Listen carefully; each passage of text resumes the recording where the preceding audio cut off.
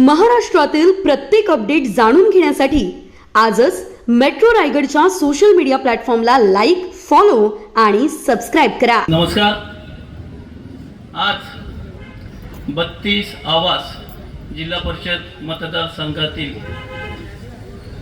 जिल्हा परिषदेचा उमेदवार आणि त्याच पद्धतीने त्या गटामध्ये येणाऱ्या दोन्ही पंचायत समितीच्या उमेदवार यांच्या प्रचारार्थ आपल्या सर्वांमध्ये उपस्थित झालेले जे महाराष्ट्र प्रदेश काँग्रेस कमिटीची धुरा अत्यंत जबाबदारीने आणि अत्यंत ताकदीने जे चालवत आहेत किंवा काँग्रेस पक्षाला बळकट करत आहेत ते सन्माननीय प्रदेशाध्यक्ष माननीय हर्षवर्धन दादा सपकाळजी व्यासपीठावर येऊन ज्यांनी आपल्या भाषणामध्ये हिंदू संस्कृतीबरोबर विरोधकांचा समाचार घेतला आणि ज्या ज्या चुकीच्या गोष्टी घडत आहेत त्या आपल्याला समजून सांगितल्या आणि त्याचसोबत विरोधकांना कसे कसे कुठे कुठे कितपत करणार हे ज्यांनी समजून सांगून त्यांना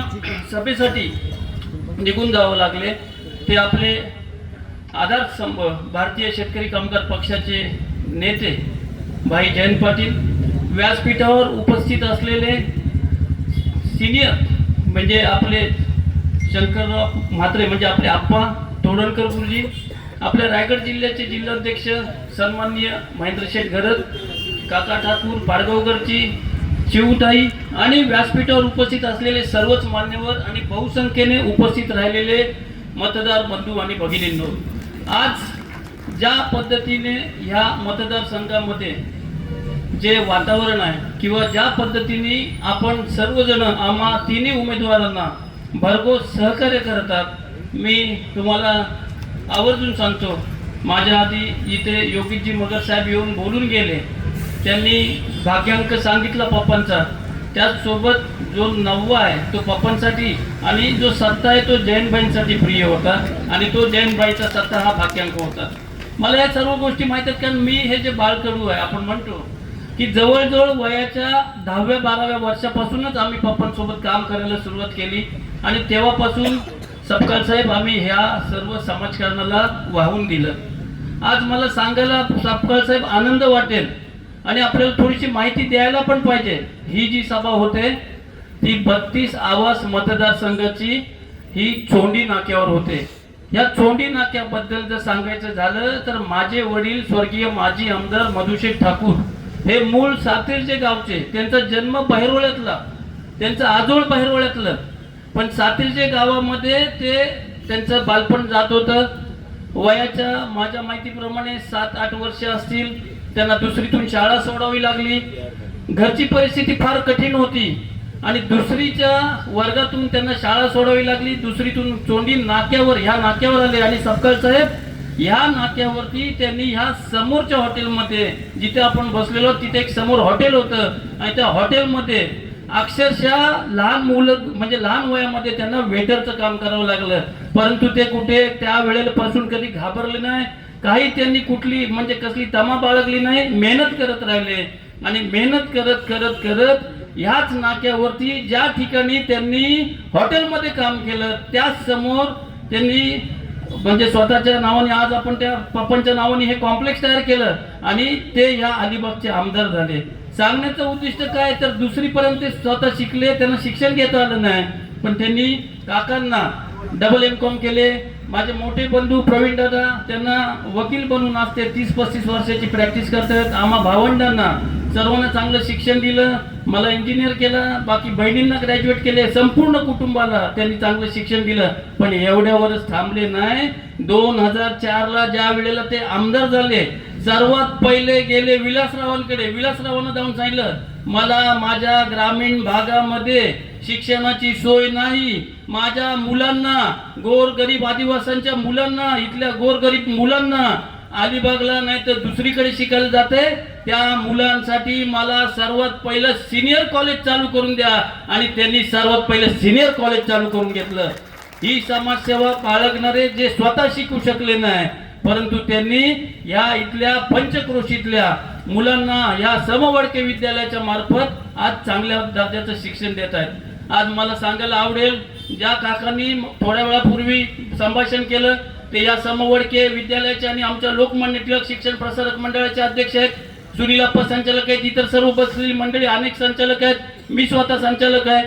परंतु आम्ही काय केलं तर ह्या पंचक्रोशीतल्या मुलांना जसं पप्पांनी सिनियर कॉलेज चालू करून दिलं तसं आम्ही त्याच्यामध्ये आणखीन वाढ करत करत करत इंग्लिश मिडियम चालू केलं. आज इंग्लिश मिडियमची बिल्डिंग देखील आज आपण बांधतोय. सांगण्याचं उद्दिष्ट काय, मला कोणावरही टीका करायची नाही, कोणावरही टिप्पणी करायची नाही, परंतु कशा पद्धतीने लोकांनी समाजसेवा करायची ती आपल्याला स्वतःला समजायला पाहिजे. ठीक आहे, मी विरोधकांबद्दल बोलणार नाही, पण ज्या पद्धतीने उमेदवाऱ्या दिल्या गेल्या किंवा ज्या पद्धतीने उमेदवार लढतायत किंवा ज्या पद्धतीचं राजकारण ह्या महाराष्ट्रात चाललंय हे खरोखर आपल्या कोणालाही परवडणार नाही. आज आपण बघतोय या भागामध्ये मगाशी काकांनी सांगितलं की फार मोठा गंभीर पाण्याचा प्रश्न आहे. या मतदारसंघात जे 2 वेळा निवडून दिले, आता त्याच्यामध्ये या चिवताई इथे बसलेले आहेत, बाकी सर्व मंडळी आहे, सन्माननीय शंकरप्पा आहेत, यांच्याच कृपेने जे उमेदवार मागे होते ते निवडून आले. पण निवडून आल्यावरती का मी स्वतः आलो निवडून अशा तोऱ्यामध्ये ते वागत होते. आज आपण बघतोय किती अहंकार एखाद्या व्यक्तीला असतो आणि त्या पद्धतीने जे वागणं आहे ते चुकीचं आहे. माझं भारतीय शेतकरी कामगार पक्षाचे सर्व नेते इथे मंडळी आहेत बघा, आपण सर्वजण एकत्र एका दिलाने महाविकास आघाडीचे सर्व आपण कार्यकर्ते म्हणून काम करतोय. मला 100% खात्री आहे. आता ही खात्री कशी आहे तर पप्पा नेहमी बोलायचे, जे गाव करेल ते राव करू शकत नाही. आणि जी तुम्ही मंडळी आज समोर इथे एवढी बसलेली आहे ही सर्व मंडळी तुमच्या जीवावर मी सांगतो येणारी 9 तारीख आपली आहे आणि ती आपली नुसती नाही तर कमीत कमी मगाशी जयंत भाई आम्ही सर्व बसलेलो उगाच नको ते सांगणार नाही. कार्यकर्त्यांची मेहनत, नेत्यांची मेहनत आणि विजय आपला, आणि तो पण थोडक्यात नाही. धनुभाऊ बैलगाडी आपण मगाशी सांगितलं की पावला पावलामध्ये नाही, ही 100% आपल्याला अंतरातच आपण सीट काढणार. हे आज आपण लिहून ठेवा.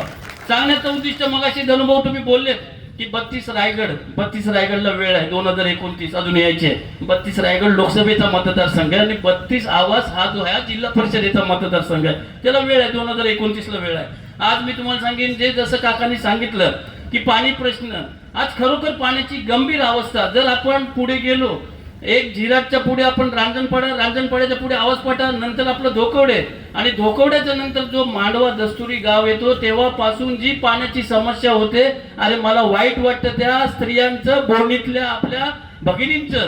रात्री 1:30, 2-2, 2:30 वाजता त्या बिचाऱ्या पाणी भरायला त्या रस्त्याच्या कडेला येतात आणि हे पाणी गेलं कुठे तर काकांनी सांगितलं कोणी पाणी अडवलं, कोणासाठी अडवलं आणि कशासाठी दिलं. तुम्ही गेले अनेक वर्ष तुम्ही पदाधिकारी असताना तुम्ही पाण्याचा प्रश्न लोकांचा मिटू शकलेत नाही.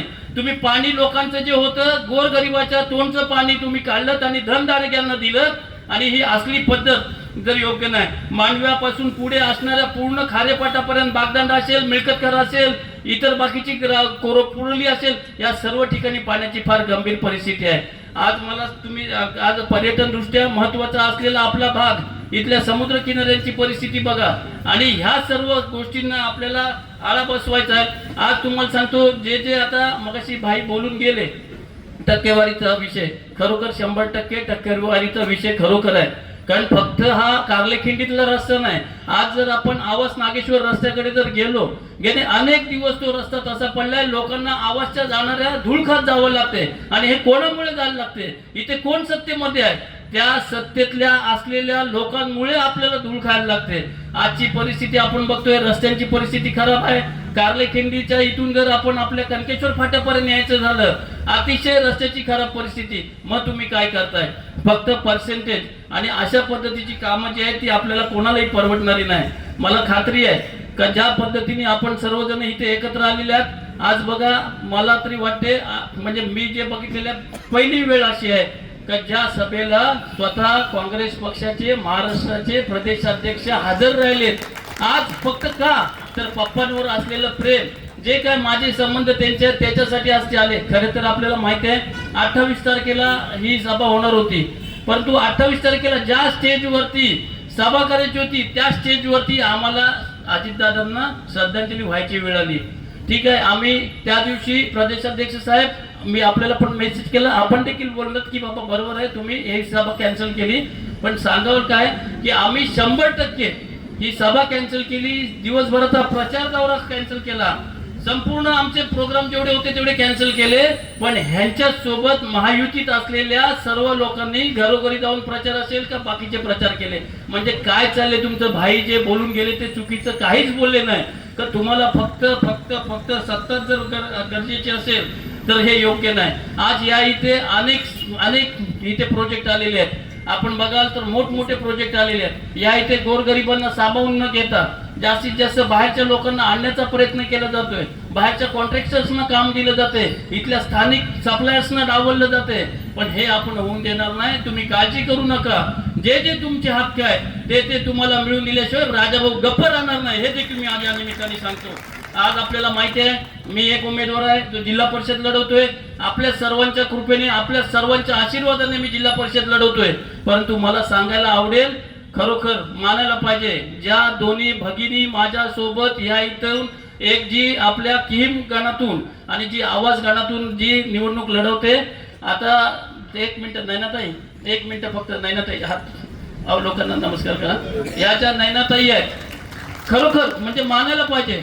पती छत्र हरपले पण ती ताई ज्या पद्धतीने काम करते, ज्या पद्धतीने समाजासाठी वावरते आणि लोकांमध्ये जाऊन लोकांना एवढी मदत करते, खरोखर ताई फार चांगलं काम करतायत. दुसऱ्या ताई आमच्या अनिता ताई, ज्या या इथल्या आपल्या किम गणात, त्या आवाज मधल्या, ह्या आपल्या आधी ज्या होत्या त्या आवाज गणातल्या, त्या किम गणातल्या ज्या पद्धतीने काम करतायत आणि त्या बिचारीची जी झुंजार वृत्ती आहे, जे येणारे प्रसंग आहेत त्यांना सामोरं जाऊन ज्या पद्धतीने अनिताताई लढले, अनिताताई खरोखर तुम्हाला मानायला पाहिजे. गेले 8 दिवस मी बघतोय ज्या पद्धतीने घराघरात जाऊन तुम्ही ते प्रचार करताय, प्रसार करताय, खरोखर मानायला पाहिजे. आज आपण बघतोय काय काय परिस्थिती झाले, काय काय चालले. परंतु आता तुम्हाला सांगतो, तुम्ही काळजी करायचं कारण नाही. फक्त 7 तारखेचा एक दिवस माझ्यासाठी द्या, आपल्या उमेदवारांसाठी द्या. आयुष्य तुमच्यासाठी वेचायला राजाभाऊ तयार आहे. आणि तुम्हाला माहिती आहे, जे आम्ही बोललो, पप्पांनी जे बोललो, पप्पा बोलायचे ते पप्पांनी करून दाखवलं. त्याच पद्धतीने पप्पांचा मुलगा असल्यामुळे 100% आपण सर्व चांगलं काम करणार. आपल्याला माहिती असेल त्या बोंडी कोळीवाड्यामध्ये एवढी परिस्थिती गंभीर, जवळजवळ गेली अनेक वर्ष पाण्याचा प्रश्न. त्या बिचाऱ्या त्या तळ्यामध्ये एक लहान मूल गेलं. आणि काय आता तुम्हाला सांगू, एवढं म्हणजे त्या दिवशी मी गेलो, त्या स्त्रिया सांगत होत्या आमचा पाण्याचा प्रश्न, अनेक वर्ष आम्ही पाण्याच्या प्रश्नासाठी यांच्या इथे जातोय, आमदारांकडे जातोय, ह्यांच्याकडे जातोय. हे अजिबात यांनी काय केलं नाही.